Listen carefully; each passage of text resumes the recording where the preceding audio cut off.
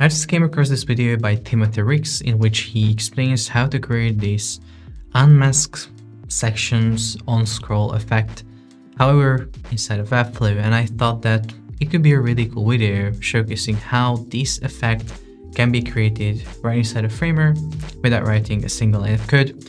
You can actually see I have recreated this inside of Framer actually on the WordPress website, but you can see how the hero section gets masked, first of all here, as well as here in the center of the website we have this cool little effect, as well as on the bottom footer section. So if this is an effect that you want to implement on your favorite website without writing a single line of code, this might be a video that you want to watch from the start to the end. My name is Nandi, this is Framer University, and let's get started.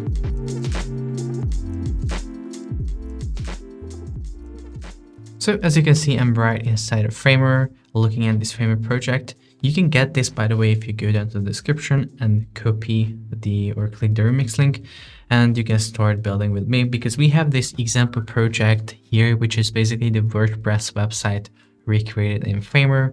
I did this a while ago and I thought that this would be a cool example project to implement the effect on. So you just remix the project, and on the left Pages panel, click Starter. This is where the effects are not implemented yet, and we can implement them here to basically learn how to do this. So I'm going to go to the tutorial page and I'm going to walk you through each step that we have to take, step by step. So first of all, in order to create something like this inside of Framer, these effects, these masking effects, we have to utilize one feature inside of Framer, which is called sticky positioning. So everywhere where you see a section not scroll, first of all here, this section is basically stopping, like it's not scrolling anymore, and that's how the section which is under it, the next section basically just scrolls over it. This is because this right here is set to sticky position. Also here, this is not scrolling because it is set to sticky position. However, the setup in this case is a little bit trickier. And on the very bottom of the website, where we reveal the footer section, we also have something called sticky positioning. As you can see, it works perfectly. So what we're going to do first is we're going to set this up for the hero section. So again, I'm going to go to the tutorial page and get going. So what we're going to do is we're going to just select the first section here. And by the way, make sure to take a look at the structure of the website. This is how you should structure your websites. Everything is within the main container and broken up into nice little sections. So again, I'm going to select the first section here and I'm going to set it to sticky positioning. And with this simple change, I basically made it work. We can take a quick look in the preview. You can see now this is no longer scrolling. Like as it reaches the very top of the website, it stops the scroll, and we see a little problem. The next section is not scrolling over it, but it's kind of going below, and we still see the get WordPress button and stuff like that. And also this section here stays with us for the rest of the website, which is not really great. I kind of want it to scroll away as I reach the end of this second section. So what we're going to do is, first of all, we're going to wrap the section 1 and the section 2, which comes after, in a common wrapper frame. So I'm going to select both of them and right click and then hit add stack. Now these are wrapped in this wrapper stack, and I can go to the right panel and set the gap to 0, so there is no gap between these two sections. So now basically we see the same thing on our website. We have the same structure. However, now these two sections, the section 1 and 2, are wrapped in the same kind of group. Now what I can do is I can keep section 1 on sticky positioning, and basically with this simple change, this section on the very top, section 1 set to sticky, will not stay with us for the rest of the website, because as you can see, as we reach the end of the wrapper section, it scrolls away very nicely. Because how sticky positioning works actually is it waits for the end of the parent frame, and then the sticky positioning will end and basically the section will scroll away. And now in this case, you can see the parent frame of section 1, which is set to sticky, is called wrap. This is the parent frame, and this is basically the wrapper. This is the height of that frame. It ends here where the second section ends, so that's where the sticky positioning will deactivate, and that's where this section 1 will continue to scroll away. However, still section 2 is not over section 1, so we have to fix that as well. It's a really easy and quick fix. We just have to tweak the z-index of these two sections. Z-index is a property that we can use to change the ordering of the layers. So for example, if we have a z-index set to 1 on one layer and we have z-index set to 2 on another layer, that layer will be above the layer that has z-index 1. So super simple. We're just going to go here. We're going to select section 2 and simply on the right panel, click styles plus, and z-index property will be added. And we simply tweak it to a higher z-index value, such as 2. Now it will make sure that the second section is actually over the first one. And as you can see, it works perfectly. We have created this first kind of like masking effect on the website. Now we can go on to this one, to this very center. This will be a little bit different. What we have to make sure in this case is that the section that we want to add this effect to has 100 VH. So on the right panel, I'm going to select this section first of all and set it to height VH 100. And then I'm going to go within and set these images to fill height instead of fill width to make sure that the responsiveness will be slightly better. Now you might be asking, what is 100 VH set on the height? It's basically a value that adapts to the current screen size. As you already know, websites are viewed on different devices. You might have a little phone in your hands that will have a different viewport height compared to this monitor, for example, that I have in front of me. So 100 VH basically makes sure that it takes up 100% of the current screen size in terms of height. So that is a very handy for us in this case, for example. So this 100 VH is set up on this section 5, as you can see. And now what I'm going to do is I'm going to again right click, edit within a stack. It will be just the wrapper stack. So I'm going to call it the wrap.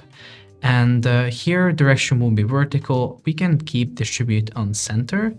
And then what I'm going to do is I'm going to wrap the section in another wrapper frame, which is going to be called content. So I'm going to add stack, call it content. And here I'm going to set vertical direction and start distribute. And then the height will be set to relative. And I'll start increasing this. You see how with this, we start moving the section a little bit towards the top. I'll increase it more and more until it completely leaves the viewport and completely disappears. That will actually be at value 300, exactly as you can see. And now we can select section 5 and set sticky positioning. And you might be like, what the hell? Like, I cannot even see the section anymore. We have this like white frame in the center of our website. How can this work?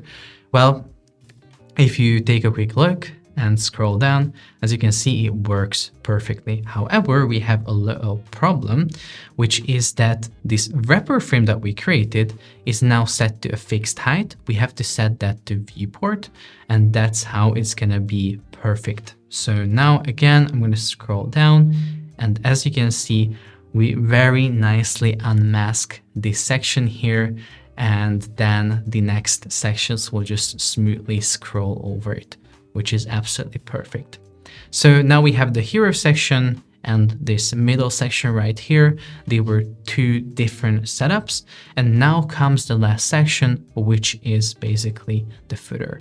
So that's going to be really similar to the first hero section. We just have to make sure that the last section and the section before that are grouped together, wrapped in the same frame. So I'm going to select both of them, right click, add stack. This will be called wrap.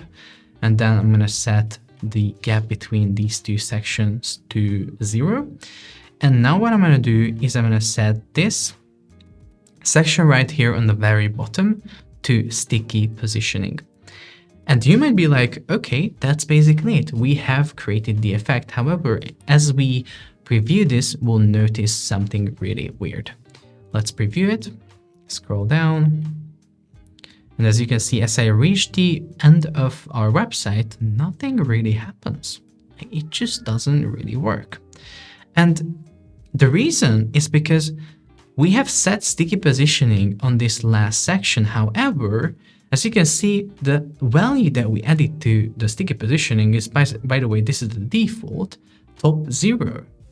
And you might haven't even realized what this value does right here, because this was always the default and we just kept it on. However, in this case, it doesn't work. Top 0 means is that the sticky will stick to the top of the viewport with 0 pixel distance, which worked perfectly for all other cases. Let's just look at this hero. When it reaches the top of the viewport, it will stick to that with 0 distance. If we were to increase the distance, so let me just select it really quickly. Let's set top to I don't know, 200.